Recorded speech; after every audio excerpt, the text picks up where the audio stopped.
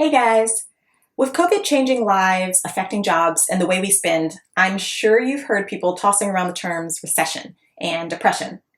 But what exactly do these terms mean? And more importantly, could we experience a depression in 2020? At the most basic level, a recession is a decline in the economy that lasts for several months, while a depression is a more severe downturn that lasts for years. There have been 33 recessions since 1854. There's only been one depression, the Great Depression. It lasted a decade. So what causes it? For starters, every country has a gross domestic product, or GDP, that it uses to track the health of its economy.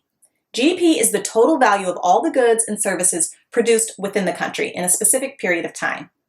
A recession typically happens when there is a shock to the economy, like a stock market crash or an unanticipated reaction to something that the government did, like if they increased the interest rates.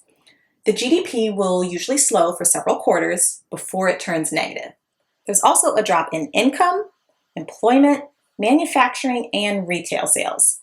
These four reports come out every month and can usually signal a recession long before GDP turns negative.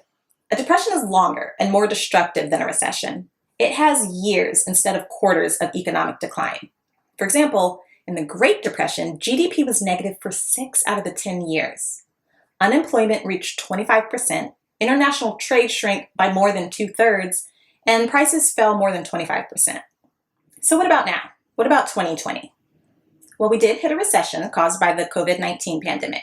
The government closed non-essential businesses and urged people to stay at home to stop the spread of the virus.